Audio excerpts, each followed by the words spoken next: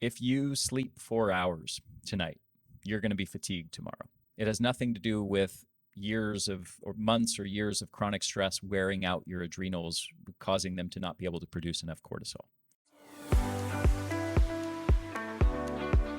Welcome to the Food Matters podcast, your home for health and wellness. My name is James Colquhoun, filmmaker and founder of foodmatters.com, and I am your host on this journey to inner and outer transformation.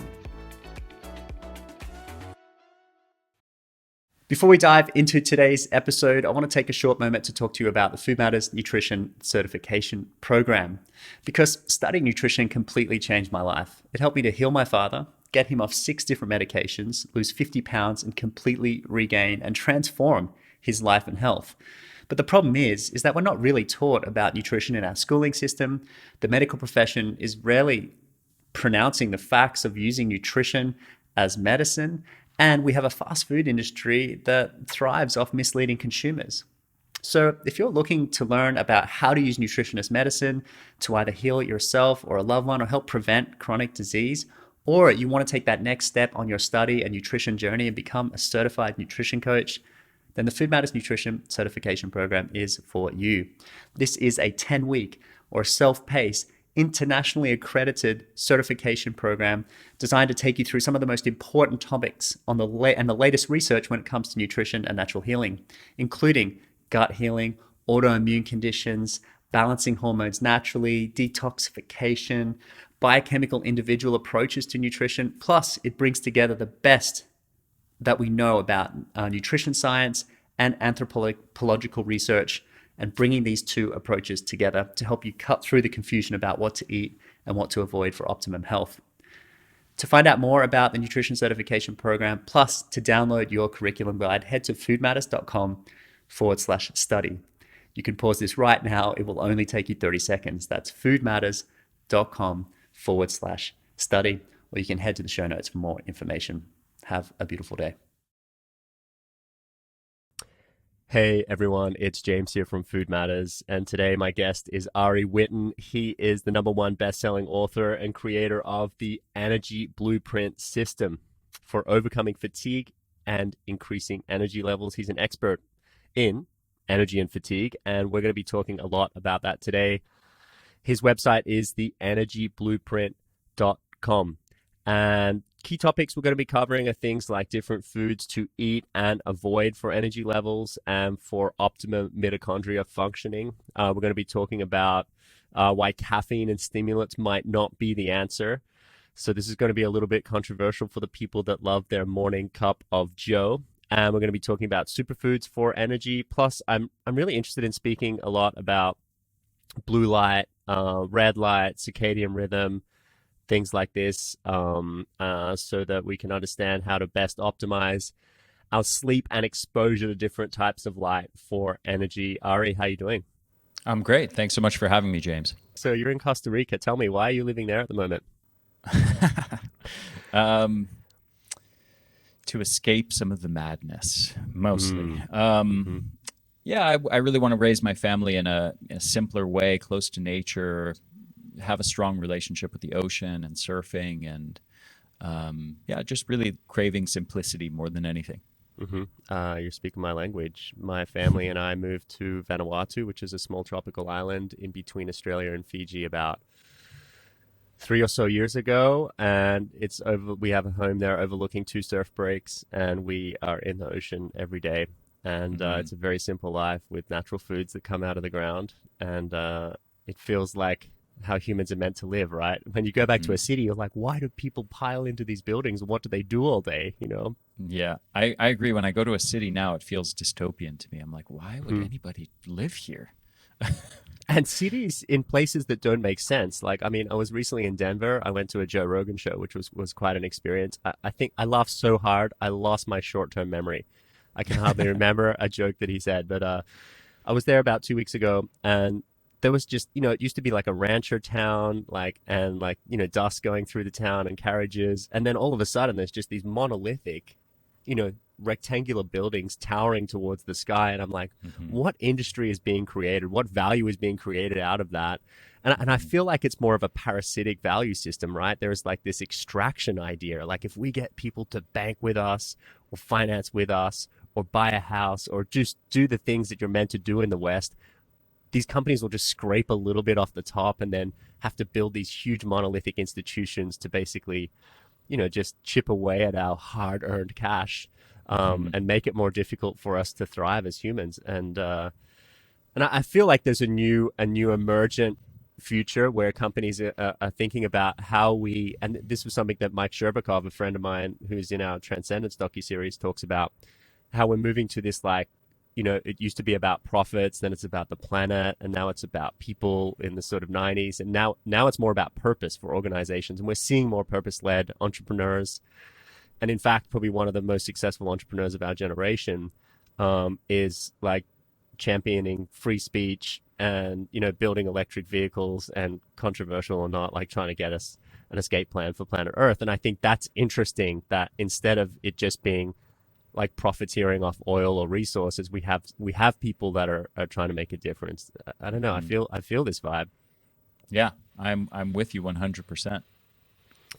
So this is what happens when you step out of the matrix a little bit. So tell me, we digress from the very beginning, but tell me a little bit about how you got started in energy and fatigue, because this is something, we started Food Matters in 2007. The film came out in 2008. So it's been 15 years. We're 5 feature films in, but the impetus was my father suffered from really severe chronic fatigue syndrome, wasn't able to get any answers from the medical profession, and really was just sleeping through the day, waking up with panic attacks and night sweats, and just not thriving. So there was a real fatigue issue that kickstarted our want to help him. What was it for you that got you started in the energy blueprint sort of process? Yeah. Well, the very short version is I've been studying natural health and health science as sort of my singular passion and obsession since I was a little kid, since I was 12 or 13 years old. And for the first decade or so, it was very focused on, and by the way, I'm 38 now, so over 25 years. So the first decade was very focused on the world of fitness and athletic performance and body composition, fat loss, muscle gain. And then in my mid-20s, something happened. I got very sick with Epstein Barr virus, and I got mononucleosis. And it left me, after about 8 weeks of severe mononucleosis symptoms, I was left with severe chronic fatigue for close to a year after it. And I really watched kind of my whole life fall apart as my energy tanked. Everything in my life, my relationship with my friends, my girlfriend, I was in school at the time, my ability to do schoolwork and perform well, my ability to do my job. I had a hard manual labor job at the time. Everything was just kind of falling apart as a result of me just having chronic fatigue, mentally fatigued in the brain, fatigued in the body. And that was really the big catalyst for me to shift my focus away from the world of bodybuilding and body composition and athletic performance and fitness to the world of energy. And in tandem with that, I guess the other part of that catalyst was I saw a whole bunch of conventional doctors who had basically nothing whatsoever to offer me to help me with chronic fatigue. And I also saw a bunch of alternative practitioners, functional medicine practitioners, natural health, holistic health practitioners, and who all sort of almost universally tried to focus on diagnosing me with adrenal fatigue and then trying to treat my adrenals. Well, I had a cortisol test done, and my cortisol was perfectly normal, yet they were still trying to force me in this box of adrenal fatigue. And anyway, I ended up actually spending about a year of my life digging deep on that particular subject, ultimately concluding that that the science actually doesn't even support the existence of a thing called adrenal fatigue, let alone that most people's chronic fatigue issues come from that. And we can talk deeper I'd like to about talk about that particular issue if you want. But ultimately, that sort of made me realize that, I wasn't being helped. All these practitioners didn't really know what they're talking about when it comes to energy. And all of that together was really the big catalyst for me then becoming obsessed and very passionate about building out a scientific understanding of what is controlling and regulating human energy levels. Why are some people fatigued? Why do some people have good energy? And how do we go from normal levels to superhuman levels of energy? And that has really been my focus and my obsession for the last decade. Yeah, well. So, you touched on a lot of points there. A couple of things I want to start with. First of all is a lot of people suffer from fatigue, and they're probably thinking, it could be related to adrenal fatigue, which we'll get to in a second. But one other area you mentioned was this idea of you'd previously had Epstein Barr virus before this episode of fatigue. And we have a sort of global situation where there is a virus going around, that has been going around for a while. And really, which virus? Well, okay, so let me tell no, you. I'm basically, just kidding. Look, that was almost the case for me. The country I was living in during COVID had 0 COVID cases for the entirety of COVID. Oh, then you were doing it right. You should have stayed there. 2022. I'm going to date this so the podcast lives in like April, March. They got their first community transmission. They went into lockdown. Can you imagine? So yeah, really interesting. Part of the world. However, so viruses have existed in, the human story for many years. My father did have some viral load issues with certain viruses prior to his fatigue. And I'd gotten COVID. I have had COVID, and I was fatigued after it. Many people are suffering from like long COVID or even post-viral syndrome from having other viruses, like also living, I'm sure probably in Costa Rica, the exposure to just viruses through poor hygiene, poor sanitary around, the toilets in the villages close to where I live and where a lot of the people that were helping us build a school and help work on a house over there bring this, they're just a sea of viruses, not for their fault. It's just the way that they live. We've done a lot of hygiene work in the West, right? It's like, wash your hands. The toilet, it flushes and it goes down this special pipe and disappears. But it's not always the case in the West. So virus exists a lot and people suffer post-virus. Tell me about what you understood about post-viral syndrome, Epstein Barr, and how that contributes to fatigue and how we can approach handling fatigue from that perspective, because I think a lot of people have probably got post-viral syndrome from COVID listening to this too. Yeah, I don't know that there's anything really fundamentally unique about recovering from fatigue post-viral infection as compared with other types of fatigue. And we could talk fundamentally about what that recovery entails.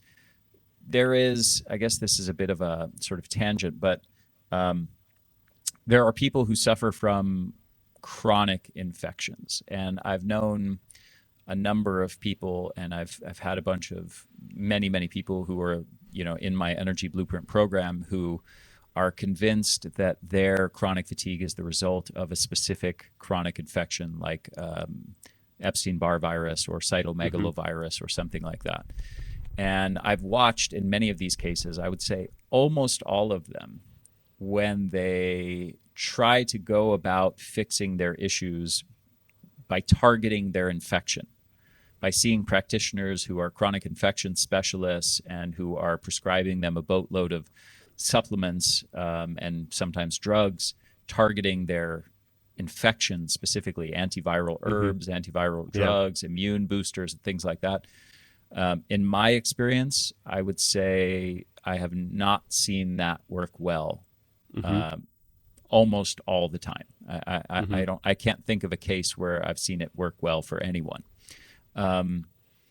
So I'm not necessarily convinced that we really need to go about dealing with that kind of fatigue differently from other types of fatigue. Let's say a fatigue that's the result of chronic sleep deprivation or chronic stress or chronic poor nutrition or chronic circadian rhythm disruption or chronic exposure to environmental toxicants. In terms, physiologically, the mechanisms of that fatigue are mostly the same, and they mostly revolve around mitochondria. Okay. Sometimes there is usefulness in doing. It's useful to be able to detect one specific cause. Like, let's say somebody's got a severe mycotoxin exposure from mold in their home. Obviously, that can be very useful if you can identify that and remedy it so that you're no longer being exposed to that. Identifying some of these root causes is important. But once you're over the infection and you're now dealing with the symptom of fatigue, but not the active infection, I don't necessarily think there's something unique to that. Okay, well, that's good, because I think what you're saying as well, and you touched on previously, was that not all fatigue is related to adrenal fatigue. So, like, if there's an adrenal thing and then there's a virus thing, you're saying, like, okay, so work to sort of move through that temporarily, but then after that, if you're still suffering from fatigue, which is a lot of people, after the virus is gone or after they've maybe addressed the adrenal thing, let's maybe cover that, then you're like saying most of the rest of fatigue is covered the same. Mm-hmm. Yeah, you could say that. I think it might be useful for us to sort of talk about what really mediates fatigue. What are the mechanisms of why we get fatigued? So if you want to talk about adrenals first, we can go there. So the story of me in relationship to adrenal fatigue is actually kind of ironic, in the sense that I was initially very heavily invested in adrenal fatigue being a real thing. And, I had been diagnosed with it. Many of the people that I viewed as mentors and health experts, holistic health, natural health experts that I really respected, were talking about adrenal fatigue. And then I encountered the fact that within conventional medicine, and among endocrinologists in particular, and there's I forget the name of it, but it's some kind of body that represents endocrinologists around the world. Within conventional medicine, they basically say adrenal fatigue is nonsense. It's pseudoscience. There's no such thing as adrenal fatigue. And in fact, this body that represents endocrinologists, over 14,000 endocrinologists, hormone specialist doctors, and cortisol is, by the way, a hormone, came out and said, I may not get this exactly right, but it's something to the effect of, there is no such thing as adrenal fatigue. There is no scientific evidence to support the idea that chronic stress wears out our adrenal glands and ability to produce cortisol, resulting in many common symptoms such as fatigue and other symptoms. And when I first encountered this, I was really annoyed and miffed with the fact that conventional medical doctors were brushing the whole thing off as nonsense. And so I went into the literature and I said, I'm going to stick it to you guys. I'm going to dig into the scientific literature and prove to you that adrenal fatigue is in fact a real thing. And I, with the intention to sort of publish my compilation of the research and write a book on it. And I dug into the research, and the first finding, which is that's of note, is that when I went into PubMed and Google Scholar and I started typing in adrenal fatigue, almost nothing came up. Now, that in itself is very telling, because if you go to PubMed or Google Scholar and you look up any medical condition, even the most obscure medical condition you could think of, like some extraordinarily 1 in 10 million, genetic condition, you're going to find at least dozens, if not hundreds, of studies on it. You look up adrenal fatigue, which has been talked about for decades by many different practitioners, and you won't find any research on it. Okay, now that's kind of a red flag. So my attempt to go dig into the literature to prove the existence of this was very quickly brought to a halt, as I couldn't find any literature on adrenal fatigue. So then I started, what if I just put in fatigue and cortisol? And then some things would come up. And then what if I put in chronic fatigue syndrome and cortisol? Is there a relationship there? And then I started stumbling across other names that are legitimate, accepted medical conditions that are essentially synonymous with the basic idea of adrenal fatigue, just without specifying it's adrenals and cortisol that are causing it, which is what the adrenal fatigue hypothesis does. Yes. And these are things called clinical burnout and burnout syndrome and vital exhaustion and stress-related exhaustion disorder. And those are all legitimate, accepted medical conditions that have been studied. And I ended up spending literally a year of my life dedicated to this one topic, exploring the scientific literature, again, with the intention to actually prove that adrenal fatigue is a real thing. And ultimately, I started encountering lots and lots of studies that didn't support it. And the majority of these studies, there's 59 of them in total that have been done by researchers all over the world for over 25 years.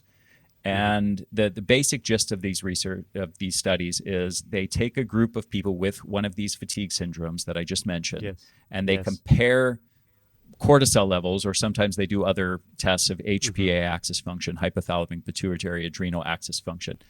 And they compare the people with fatigue to a group of healthy people who are a control group, people of the same ages and genders, and controlling for confounding variables like drinking and smoking and exercise habits and so on. And if adrenal fatigue is a real thing, and it's true that most people suffering from chronic fatigue, it is the result of chronic stress wearing out their adrenals, resulting in abnormal cortisol levels that's driving these symptoms. That hypothesis is incredibly easy to verify in these types of experiments. Again, there's been dozens of them done all over the world for 25 years. It would be very easy to see that the group with fatigue has abnormal cortisol levels relative to the healthy group. Now, here's what I found after a year of digging into all these studies, reading all the in-depth of the methods, and here's the high-level summary of a year of my life. Of these 59 studies, 15 of them gave evidence for slightly lower morning cortisol levels among the people with fatigue. Slightly lower, not even abnormally low, but on average, you could say that they were slightly lower. 11 of them gave evidence for the opposite finding, slightly higher cortisol levels in the group with fatigue. And 33 of them, the vast majority of these studies, showed no detectable differences whatsoever between people with full-blown fatigue disorders, including severe debilitating chronic fatigue syndrome, and normal healthy people without any fatigue. So what that body of evidence clearly indicated, and what I had to accept at the end of a year of my life dedicated to this topic with the intention to prove all the conventional doctors wrong, what I had to accept was that the research actually showed that those conventional doctors were right on this issue, and that the evidence does not support the existence of a thing called adrenal fatigue. There's other layers of evidence that relate to this as well. You can look at research on chronic stress of various kinds and cortisol levels. That research doesn't support it as well. But and certainly the research does not support the idea that abnormal cortisol levels are a common cause of chronic fatigue. They are certainly, there's no compelling scientific case that adrenal function or cortisol levels are explaining the majority of people with chronic fatigue. Okay, so wait, I just want to get something clear here. So the theory is that was debunked, that you were hoping would be correct, was that high stress levels, high cortisol results in the diminishing function of the adrenals, which means that you experience more fatigue and less energy. So the gist of the adrenal fatigue hypothesis is that we have a hormone called cortisol. It's produced by the adrenal glands. It's involved in the stress response. And the gist of this theory is that chronic stress wears out these glands, causing adrenal exhaustion or adrenal burnout or adrenal fatigue. And that in maybe initial stages, it's higher. And then over time, the chronic stress actually wears out the adrenal gland's ability to produce cortisol, resulting in low cortisol, resulting in chronic fatigue and other symptoms. Okay, got it. Yeah, and that this didn't happen, right? It was like marginally higher, marginally lower, same for a majority. So you were like, okay, well that. Now, did you think about? I'm not trying to go back on your research here, but were you like, maybe holding on to this idea, maybe what if these people were really stressed all the years before and that caused it? But then what you found was the majority of the studies showed that they were still producing the same cortisol. So there was no diminished function of the adrenals capability to produce cortisol. So it's okay. So outside of the context of fatigue and fatigue syndromes, let's just let that go for a minute. And now just consider another thing, which is the relationship of chronic stress to adrenal function and cortisol levels. So this would be another way of verifying this hypothesis. Let's look at people who are under chronic psychological stress from relationship stress, from financial stress, from physical stress, from chronic overtraining, overexercising. Let's look at stress from, a lot of adrenal fatigue proponents will talk about total body stress load. So this would include an toxicant exposure, somebody who smokes or drinks, for example. And guess what? All of those studies exist. There are lots of studies on them. You can look at studies measuring cortisol levels in smokers of 20 years and chronic alcohol consumers for 20 years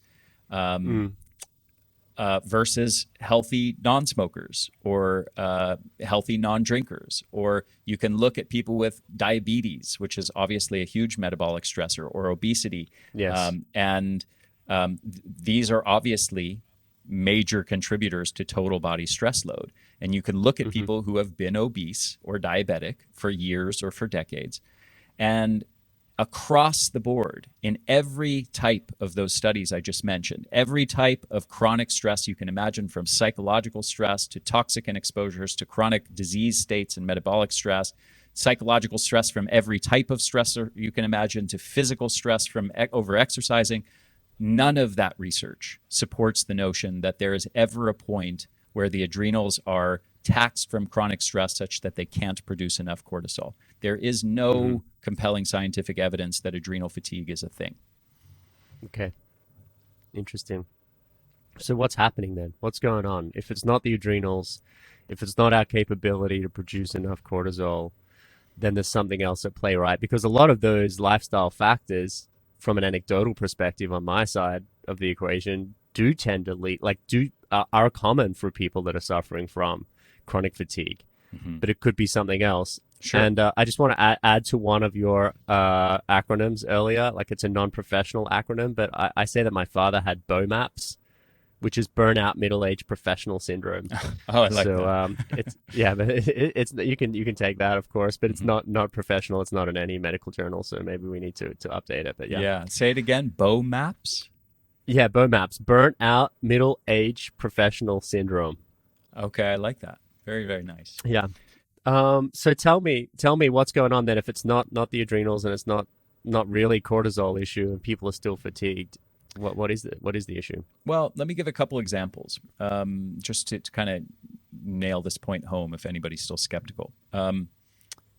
If you sleep 4 hours tonight, you're going to be fatigued tomorrow. It has nothing to do with months or years of chronic stress wearing out your adrenals, causing them to not be able to produce enough cortisol. If you get a flu or food poisoning, you might be severely fatigued tonight. It has nothing to do with chronic stress wearing out your adrenals, causing it to produce less cortisol. Okay. So the truth is that there are dozens of systems in our body. There are many different hormones: thyroid hormone, testosterone, melatonin, cortisol, growth hormone, many different neurotransmitters like dopamine and serotonin and orexin that relate and many other dozens of different biochemical processes that relate in one way or another to energy production. Cortisol is just one of many, many, many different processes in the body that is in some way related to energy production. There are many dozens of other mechanisms that are also related to energy production. And the idea that adrenal function or cortisol levels are what's controlling or regulating or having the most impact, the primary sort of impact on what's controlling our energy levels is simply wrong. In fact, what is regulating our energy levels, what is controlling our energy levels, is mostly two different mechanisms. One is in the brain and one is in the mitochondria. These are the most upstream things that are actually deciding whether our body is going to be in energy mode or in fatigue mode. We'll talk briefly about the one in the brain. This is a mechanism called sickness behavior. And sickness behavior is actually a scientific term. There's many, many papers written on this topic. Sickness behavior is what it sounds like. It's how you behave when you're sick. And we know that in the context mainly of if you get a cold or a flu or COVID or food poisoning or something like that, what do? You want to be laying on the couch, you're fatigued, you're tired, you're apathetic, you don't have motivation and drive, you maybe also are depressed, you're not in a good mood, you're not joyful, you have difficulty accessing happiness and joy. It's called anhedonia, difficulty feeling pleasure. All of those kinds of symptoms are what's called sickness behavior. And the brain causes that sickness behavior, causes fatigue and those other symptoms in response mainly to inflammatory cytokines. So this is an intelligent adaptive mechanism that our brain actually responds to the presence of higher levels of inflammatory cytokines, which can be the result of, it could be the result of something like an acute infection, or it could also be the result of like an injury. Let's say you fell down the side of a cliff, you scraped your body up, you've got a whole bunch of cuts and scrapes, you've got a broken bone or sprained ankle or something like that. The body is designed to get you to rest after, in a state where it's detecting tissue damage or it's detecting the body is being damaged or is under attack in some way. That is an Or if you're eating too many like fried foods, which are highly inflammatory, right? It's going to push that body into that same response of like, hey, rest, something's inflamed here, something's wrong. We need to repair, right? Exactly. So the modern world kind of doesn't mesh so well with our evolutionary mechanisms designed to regulate our energy levels for the reason that you just went into. And that's one example of it. If you've got a chronic input like poor nutrition that's chronically elevating levels of inflammation in your system, that is going to cause this sort of some degree, at least, of this kind of sickness behavior. It's going to lower your energy levels. Another example is just the state of your body in terms of your body composition. Just having excess body fat on your body, carrying around too much fat. The fat tissue itself, it's not what's the right word? Inanimate. It's not just sitting there. It's actually, it is itself an endocrine organ, and it produces not only hormones, but it produces inflammatory cytokines just by virtue of its presence. So you're chronically elevating your levels of inflammation, causing low-grade inflammation in your system all the time, which is triggering this mechanism in your brain of sickness behavior. And there are other things we could talk about related to this. Obviously, environmental toxicant exposures, which are ubiquitous, are also a cause of this. Just consider, there are studies where they've analyzed umbilical cord blood from newborn babies, and they can detect over 400 man-made chemicals, many of which are mitochondrial toxins, neurotoxins, endocrine disrupting chemicals. 400 man-made chemicals that a fetus is exposed to before it's even born. So we are chronically, the modern world is filled with many examples of these kinds of things that are going to trigger inflammation, oxidative stress. They're basically gonna put the body under attack and cause damage to the body and elevate levels of inflammatory cytokines, triggering this mechanism. Now, that is one of the key mechanisms that controls our energy levels. And again, this mechanism can kick into gear from one day to the next. It doesn't require chronic, months-long or years-long of stress wearing out a hormone-producing gland and causing abnormal levels of one hormone. Now, the main mechanism, even more important than that regulates our energy levels, has to do with our mitochondria. Now, our mitochondria are taught to us in high school and college biology courses as these sort of mindless energy generators that just take in carbs and fats and pump out energy. They are the powerhouse of the cell, right? And all of that's true. except the mindless part. They are not mindless. It turns out that while mitochondria have been known about for over 100 years, it's only in the last 10 years that we understand something really, really critical about mitochondria. And that is, in addition to their role as energy generators, they have a second role that's just as important as their role in energy generation. And that is a role in cellular defense. Mitochondria are actually environmental sensors. They are exquisitely sensitive environmental sensors, and they are basically like the canaries in the coal mine of our body. They're the most upstream thing that is constantly taking samples of the environment, basically asking the question, are we under attack? Is it safe for us to be in energy mode, to be producing lots of energy? And to the degree that your mitochondria pick up on threats, and they can pick up on basically every type of threat that you can think up, from a pathogen like an infection to psychological stress, to environmental toxicants, to sleep deprivation, to poor nutrition, to anything else. And they pick up on the presence of the body being under threat or under attack or under stress. And in response to that, they turn down the dial on energy production and shift resources towards cellular defense. This is, again, along with the brain mechanism, this is fundamentally why when we have an infection or we have sleep deprivation, we are fatigued in response to that. Yes. And got it. So fundamentally, our energy levels are a reflection of the degree to which our mitochondria are perceiving the body to be under stress, under threat, under attack. And to the degree that you have an optimal lifestyle and environment, your mitochondria are shifted into energy mode instead of defense mode. Wow. Okay, this is big. And also the inflammation plays a big part in it, which those two speak together, right? Yes. I mean, if you're having an inflammatory diet or inflammatory, like you said, you're obese and you have fat in your body, which is sort of in a way acting as an endocrine sort of disruptor or releasing these inflammatory cytokines, then that's going to result in your body shutting down your energy production. Exactly. And the mitochondria also respond to elevated levels of inflammatory cytokines, and they respond to it as a danger signal. That's one of the key signals that they're measuring and basically going, oh, we're under attack. There's elevated levels of inflammation. Let's turn down energy production, shift resources towards cellular defense.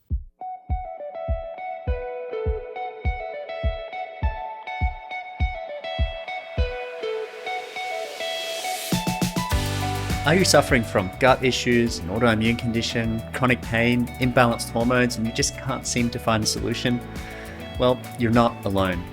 If you're listening to this podcast, you likely value your health, your well-being, energy, and vitality. And at Food Matters, we believe that your body is worthy of good care and that there's nobody more suitably qualified to care for it than yourself, which is why we have created the Food Matters Nutrition Certification Program. This program is designed to improve and increase your knowledge when it comes to important topics around the gut, autoimmune conditions, balancing hormones, detoxification. Plus, it really has helped me cut through the confusion about what to eat and avoid when there's so many different dietary philosophies out there, from veganism to paleo to plant-based to whole foods to wild foods to qualitarian, who knows these days. We have assembled some of the brightest minds in nutrition and natural healing, including experts like David Wolfe, Dr. Libby Weaver, Mark Hyman, Dr. Alejandra Junger, and so many more. To find out more about how you can join us on this program and become a certified nutrition coach to help heal yourself, your loved ones, or even help take this message to more people by working with people one-on-one or starting your own wellness business, you can find out more at foodmatters.com/study. Again, that's foodmatters.com/study. Yeah, wow, Ari. To me, when I hear this in the way that you've very supremely dictated it or articulated it, should I say, it reminds me of the time when we started to move from we have this genealogical disease record where if you have it in your family, then you're going to suffer from it. And then you had people like Bruce Lipton and others saying, hey, there's this whole epigenetics thing where we can control the environment of the genes. And we started to shift away from that. And now from an energy perspective, we seem to have blamed everything on the adrenals and like burnout, and we've just crushed our adrenals, so it's like too bad that ship sailed. You're just going to suffer now. And now what you're saying is like, well, the things that impact mitochondria that you're talking about we seem to have an enormous control over, right? Save for viral loads, save for food poisoning, save for sleep deprivation, which you can control in some level. But these things are things that are sort of inputs, levers that we can pull and get back into our control. And I love the story, and I love the research behind it. That's really cool. Yeah, I love that you said levers that you can pull. I actually use that same language. Everything in the body is interconnected. Nothing occurs in isolation. As an example, we know that we have a gut-brain axis. We know that we have a gut-skin axis. We have a gut-lung axis. We've got a gut-immune axis. We've got a gut-mitochondria axis. The gut is connected to everything. We also know that, as an example, like sleep and circadian rhythm, our biological rhythms and our sleep-wake cycles, this clock in our brain. We also have clocks throughout our body and all the tissues of our body.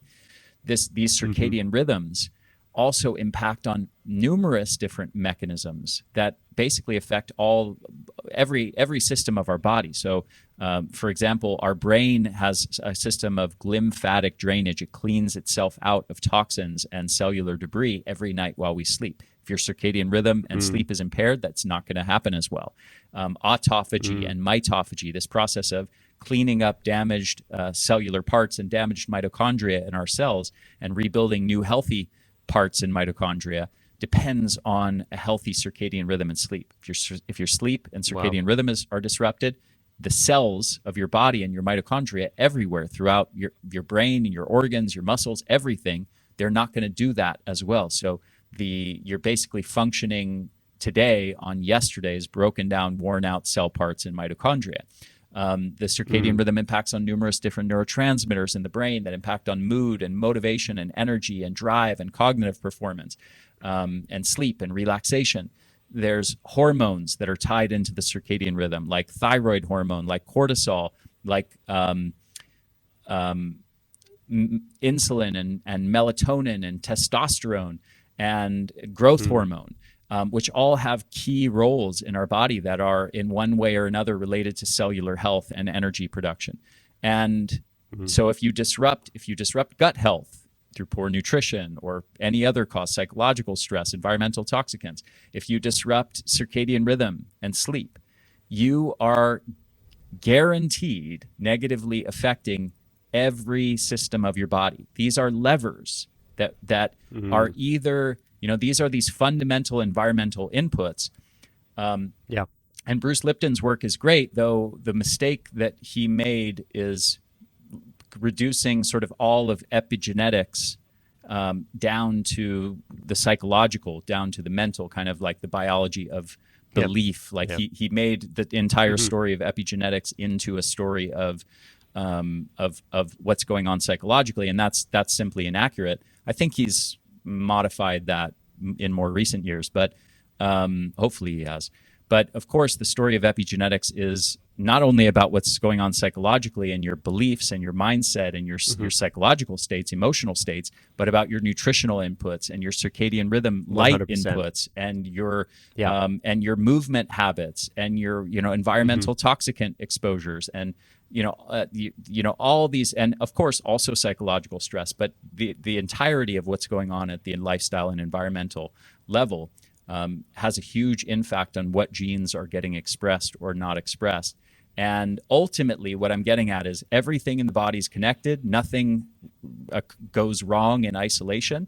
And we're either operating with some of these levers being pulled in a negative direction, creating negative downward spirals of worse and worse physiology throughout all the systems of our body, or we are consciously creating good inputs into the system and pulling all these levers in a positive way to reverse that into positive upward spirals of greater, more and more optimal function of all these different systems of the body, from our neurotransmitters to our hormones to our autophagy and mitophagy to our mitochondrial health and everything else.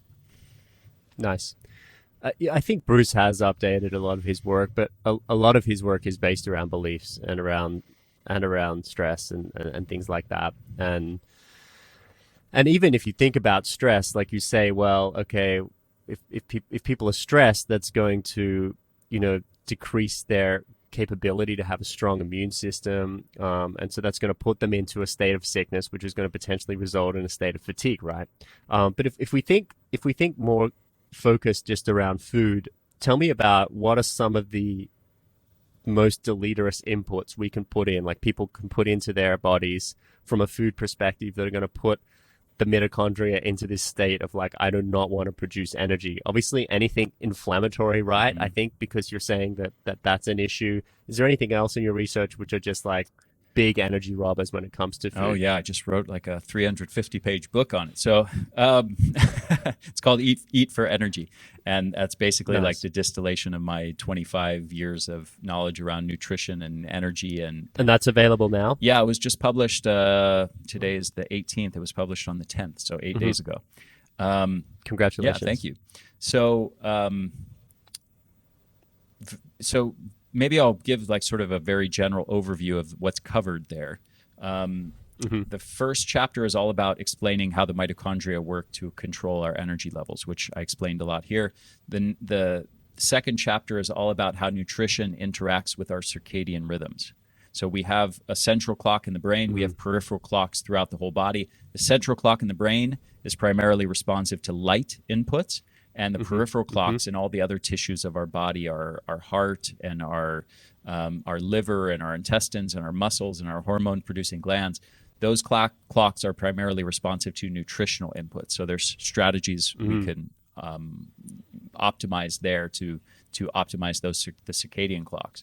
The next chapter is all about body composition. So how do we lose fat and build muscle? And I mentioned some of the mechanisms there as far as how that relates to energy levels and whether your mitochondria are in energy mode or defense mode. The next chapter is all about blood sugar levels. And blood sugar is a huge factor in controlling people's energy levels. So over 1/3 of adults have reactive hypoglycemia, where they're suffering from low blood sugar 2 to 5 hours after a meal. Another, about 80% of adults have daily spikes into the pre-diabetic or diabetic ranges of high blood sugar, hyperglycemia. Both of those are danger signals to mitochondria and directly damage mitochondria. So blood sugar issues are ubiquitous, and they're a major cause of low energy levels. The next chapter is all about gut health. I mentioned there's a gut mitochondria axis, incredibly important to optimize your gut health for mitochondrial function. And then the next chapter is all about brain health. And then the next two chapters are all about energy superfoods and super supplements. So that's kind of an overview of the book. And then I'm happy if you want to touch on any one of those specific things that you want to go into, and I can give a few practical tips. Okay, let's jump to maybe like the what is it, like the car chase in the movie, right? Some of the superfoods that really help impact the body positively, because you're talking a lot about the gut function, anti-inflammatory foods. A lot of our audience are quite up to speed with that. So I think some of the topics around like what are some of the key superfoods you've discovered or outliers when it comes to like being able to help support energy production? So one key thing that's really important to do for your mitochondria is stimulate the Nrf2 pathway. And this is a pathway that is stimulated by hormetic stress and by certain kinds of phytochemicals. It's a pathway that's activated in response to transient increases in free radicals. These things that are have long been thought to be just, these bad guys, these free radicals, they cause damage, and we got to get rid of them. We got to neutralize them with antioxidants. Well, it turns out that doing certain kinds of things, hormetic stressors and certain kinds of phytochemicals, which stimulate an increase in free radicals transiently, are actually some of the most powerful ways to improve your mitochondrial health. So hormetic stressors. I love this. This is crazy. Wait, just for Yeah. people, like Hormesis was this idea where kings would drink a little bit of poison every day to make sure that if they were poisoned by like an internal sort of, someone trying to overthrow the crown, that they wouldn't react to that poison. So it's the idea of like challenging the system a little bit. And I love that you're going here because like this is a pretty hot topic right now. I mean, Wim, dear friend, he's in our documentaries. He's like, you got to get cold. You got to challenge your system, right? Mm-hmm. And there's a lot of people talking about this idea of like fighting comfort, challenging the system to sort of like excite it and like get it moving. And I do cold showers each day. I'm into the breath work, and I feel like that keeps that challenge system going as opposed to like just staying warm on the couch. So that's my understanding of Hormesis, just to add to this little thread here. Absolutely, you're spot on. And I'll say on a personal note, I was talking about Hormesis as central to energy and mitochondria a decade ago, and I was out there debunking adrenal fatigue, and I was taking a lot of flack because nobody had heard the term Hormesis back then, and everybody's like, "What the hell are you talking about, Ari?" And you're crazy. The adrenals are not the cause. Of course, it's adrenal fatigue. So anyway, that's sort of my personal sort of background with it, and it's both I have mixed feelings about the popularity of Hormesis now, because on the one hand, I'm happy that the ideas have gotten out there. On the other hand, this used to be kind of like my unique shtick and nobody else was talking about it. So these hormetic stressors create this burst of free radicals. And this is very much like the stimulus that happens to your muscle cells if you lift a weight. If you lift a weight, that may strain and damage the muscle fibers, maybe cause inflammation and micro trauma to those tissues. But it sends a signal to your body, and your body responds to that signal by making those tissues stronger. And that's why you get bigger muscles in response to lifting heavy stuff, challenging your muscles. The same exact principle happens at the cellular level with mitochondria. And there's a couple cool layers to this that I'll mention. One is that it's been shown in research that mitochondrial capacity declines about 10% per decade on average, such that the typical 70-year-old has only about 25% of the mitochondria that a young adult has. And it's also been shown, though, just so it's not all bad news, it's also been shown that 70-year-olds who are lifelong athletes and exercisers have the same mitochondrial capacity as a young person. So what this means is that the loss of mitochondria is not just a function of the aging process itself, it's actually a function of lack of hormetic stress in our life. So it's super critical to integrate hormetic stress into your life to not only prevent loss of mitochondria, but also to stimulate mitochondrial biogenesis, the creation of bigger, stronger mitochondria and more mitochondria. You can create more of them from scratch. And so things like exercise, cold exposure, heat exposure, like saunas, fasting, breath holding practices, and certain kinds of phytochemicals all stimulate these pathways. And a lot of this revolves around the Nrf2 pathway that is stimulated again by these transient bursts of free radicals. So when we stimulate that, we are doing a couple things. One, we're challenging the mitochondria. We're stimulating them to grow bigger and stronger and to create more mitochondria, mitochondrial biogenesis. And we're stimulating something called the ARE, the antioxidant response element. This is our internal antioxidant defense system with powerful antioxidants like glutathione and catalase and superoxide dismutase that are involved in neutralizing oxidants and toxins to prevent cellular and mitochondrial damage. So keeping that system strong and robust is critical for preventing aging and preventing disease and preventing the degeneration of your mitochondria, preventing fatigue. So we have to keep these mitochondrial systems robust by stimulating the Nrf2 pathway regularly. We can do that with foods too, with certain kinds of phytochemicals that are what are called in the literature exercise mimetics for this exact reason, because they stimulate the same pathway that exercise does. So certain kinds of phytochemicals, things like sulforaphane and broccoli sprouts are one of my top recommended superfoods for this reason. Curcumin, EGCG from green tea, catechins and like epicatechin. And there's many others. I mean, almost an endless variety: apigenin, luteolin, and astaxanthin, and resveratrol, and pterostilbene, and so many other phytochemicals that act on this pathway. What are catechins? Ooh, I guess there's a few that I'm ticking there. Resveratrol, okay, red wine. Then you there's a few that I'm ticking off there, but there's a couple that I'm like, wait, hang on a second. Catechins. It's spelled in the literature CATECHINS, pronounced catechins. Okay. And EGCG from green tea is one example of it. I forget the full name of what EGC stands for. Okay.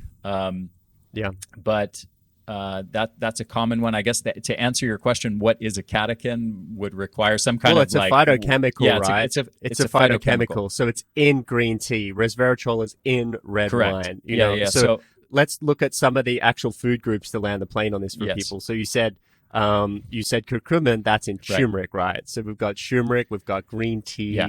What are some of the other green things? tea, broccoli sprouts, certain medicinal mushrooms, lion's mane and reishi and things like that. Cordyceps have their own unique phytochemicals. Like cordyceps has cordycepin, and cacao has numerous different kinds of catechins, basically colorful plant foods in general. Astaxanthin is another one. This is the pink carotenoid pigment. It originally comes from algae, but it bioaccumulates up the food chain. This is what gives shrimp and krill their pink color, and what gives salmon their pink color, and also what gives flamingos their pink color. It bioaccumulates in the tissues and has profound physiological benefits and mitochondrial benefits. So those are some of the ones I really like. But just to be clear, you don't recommend eating flamingos, though, do you? Well, if you're starving on a tropical island somewhere and there's no food available, but you see a flamingo there, I'd probably eat it. I mean, of course. I mean, I'm not talking about those examples. But did indigenous people eat flamingos? I don't know. Was that ever a thing? You know, when it's weird how like in the animal kingdom where like certain things are okay and certain things are just not okay. And like being on the remote tropical island of Vanuatu, I mean, they would eat turtle, they would eat, anything, but obviously it's a massive taboo in the West. Certain Aboriginal cultures in Australia eat turtle, but then we're like, no, you must only eat like snapper, brim, right. Cows and goats. They said they wanted to be eaten. It's like we have it's just strange. Yeah, I agree. It's actually interesting to watch shows on like survival shows or shows about hunter-gatherers, and it really expands your perception because they eat all kinds of things that, we in the West would be totally disgusted by or think, oh, you would never eat that. They'll eat bats and they'll eat baboons and, and snails and worms and, all kinds of whatever they can find, they'll eat. Bat is on a menu at a restaurant in Vanuatu. Fruit bat. It's quite a common delicacy. People catch it with like a slingshot, and you'll often, if you hike through the bush to a remote garden, you'll see boys with their bats on their shoulders they've caught, and they're gonna bring them home and eat them. It's anyway. We digress. You listed a lot of great foods for people: cacao, green tea, turmeric. Etc. that people can eat. And so what you're saying is this acts as hormetic stresses to the body, these foods, right? And I think sometimes you can feel it. Like if you have a big turmeric shot, you're like, whoa. Or if you have a lot of cacao, your heart is like pumping and you're like, what is going on? Like, oh my God. Like, cause it's got that theobromine, that sort of heart stimulant in there. Is it that feeling that gives you that? And then where does like coffee fit into the equation? Because like, that's like, probably people like, I get so much energy from coffee, and I have an up-down relationship with coffee. I love it. I'll take it every now and then my body's just like, you got to stop that, dude, because it's just too jittery, and I don't know whether that's because of the mold or not. So can we cover a little bit on these topics just now? Yeah, good question. So wouldn't it be wonderful if solving the chronic fatigue epidemic was as simple as prescribing people more caffeine and stimulants? That would be a really easy solution.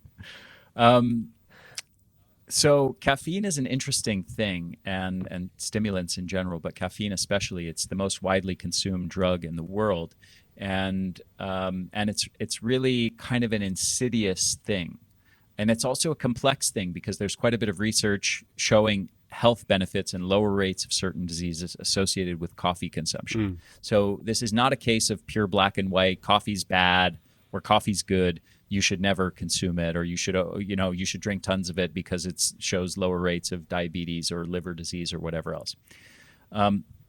So let's talk about how caffeine works first of all, and then why it's actually counterproductive to use it regularly for your energy levels. So our brain has a certain balance of neurotransmitters that it's always trying to maintain. Not overly stimulated, not overly relaxed, not too high energy, not too low energy. And that balance changes throughout the day, right? Depending on whether it's 9 o'clock in the morning or midnight, right? The brain regulates a different balance of those different neurotransmitters. Some of these neurotransmitters are what are called stimulatory and some are inhibitory. Some raise your energy, some lower your energy and make you more sleepy and tired. One of these key neurotransmitters that's always present in the brain to some degree, that's involved in making you sleepy and tired and low energy, is called adenosine.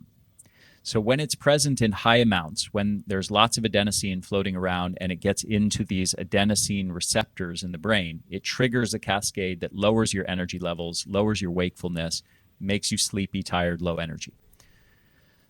The way that caffeine works is on those adenosine receptors. But so the caffeine molecules literally go into those adenosine receptors. But instead of triggering the cascade of reactions that adenosine triggers, it just plugs up the receptor and blocks the adenosine from getting in. So by blocking a neurotransmitter that would otherwise be making you sleepy and tired, it creates a stimulating, energizing effect. That's how caffeine works. Now, all of that is wonderful. It sounds wonderful. It's like, wow, that's an easy solution to increasing my energy. I just block this adenosine neurotransmitter. Voila, I have more energy. And it does work that way initially. It is a wonderful thing initially. If you take people who are what's called in scientific literature caffeine naive, which just means they don't normally consume caffeine, and you give them caffeine, you can measure all kinds of improvements in cognitive function, reaction time, mental performance, physical performance, time to exhaustion, stamina. You can measure all energy levels, all kinds of improvements as a result of this effect. But the problem is that when you consume it regularly on a daily basis, within only about 2 weeks, that effect completely disappears. And the reason why is, going back to what I said, that the brain likes to maintain a certain balance of these neurotransmitters. It doesn't want to be too stimulating, doesn't want to be too relaxing. It wants to maintain a certain balance. When you introduce caffeine regularly into that system, the brain basically goes, I was talking a lot about how the muscle responds, how the muscle adapts to certain stimulus, how the mitochondria adapt to certain stimulus. How does the brain adapt to this stimulus of being overstimulated? Well, it basically goes, wait, we're overly stimulated, we're overly active, let's bring things down, let's bring things back into balance. And it does that by creating negative neurotransmitter adaptations in the brain. Basically, it increases the amount of adenosine in the brain and the number of adenosine receptors. So as soon as that caffeine leaves your system, you now have increased adenosine signaling in the brain. More adenosine hitting more adenosine receptors, triggering a lower energy state, making you sleepy, tired, low energy, poorer brain function, poorer mood, poorer drive and motivation, poorer physical function. So the insidious part with caffeine is subjectively, people are unaware of that effect happening because it happens over too long of a time frame that they can't, their brains don't recognize it. They're not aware of that occurring. What they are aware of is that when I consume caffeine, I feel a boost. It gives me more energy. So it's this very insidious thing that actually at the same time that it's it's actually wrecking your baseline energy levels and mood and cognitive performance. It's making you think it's giving you a boost. And we know, just to complete this thought, we know actually from lots and lots of research where they measure the boost. There's various ways of doing that. You measure the cognitive and physical performance and energy levels of chronic caffeine consumers relative to non-consumers. There's no difference. So basically, the effect, the subjective boost that we feel is what's called in the literature withdrawal reversal. It is not giving you a boost of above what is your normal level of function. It's actually that it's lowering your level of baseline energy and mood and cognitive performance. And then the boost that you think you're getting is actually just a boost back up to what used to be your normal level of energy, mood, and cognitive performance. Wow. This sort of speaks to the same idea of blood sugar, glucose, and the drop, and yeah, it's a fascinating concept. And I think if you're putting caffeine on top of a poor sleep situation, poor nutrition situation, it's not really a solution at all. I mean, there are things you need to address first, and then maybe use the caffeine intelligently. Like, Dave Asprey at one dinner party, he's like, "Open your mouth, James," and he like sprays nicotine under my tongue, and he's like, "This is one of the most powerful, like, high performance things known to man." So there's ways to use things, but it needs to be done intelligently so that your baseline is already strong. So and that's part of what I was getting at. It's not black or white with caffeine and coffee. It's actually the case that coffee consumption is linked with certain health benefits. As I said earlier, the way I recommend using it is to use it sporadically, to not be using it so much on a daily basis that you're now dependent on this substance to function normally, but to use it sporadically such that you get an actual real boost. Use it when you need it. Like, let's say, as an example, before a workout, 4 days a week. Okay, if you use it in that context, you're not going to get those negative adaptations, and you will get a genuine boost, and you get the benefits of coffee consumption. Amazing. Deep insights here today. You're a tour de force when it comes to energy. I learned so much. Honestly, I think I was swallowing the adrenal fatigue pill, and I've spat it out, and I'm on a new program now. I'm so appreciative of the work you put in. I love that you're the forefather of Hormesis, and let's make sure we put that on the radar properly. I don't know whether we collaborate more in the future around film projects, or I would love that. Even our nutrition study. We have an online nutrition program as well, which is one of the best in the world. We're getting great feedback on it. It's a big focus of ours moving forward, to retrain humanity how to eat well, so they can heal themselves and help heal others. And I love your research. I love your work. It's been great to connect. I've known about you for so many years, and it's nice to connect in this way. Thank you, Ari. And people can find out more about Ari at The Energy Blueprint, and he's got a new book out. It sounds epic. Thanks for your time, thanks so Ari. much, James. And I really enjoyed this. Thanks for asking such great questions. It was a pleasure to connect with you. And on a personal note, I'd actually love to chat with you more about Vanuatu and your adventures in the South Pacific. That would be great. Maybe another chat. Yeah, absolutely. Cool. Looking forward to it. Thanks, Ari.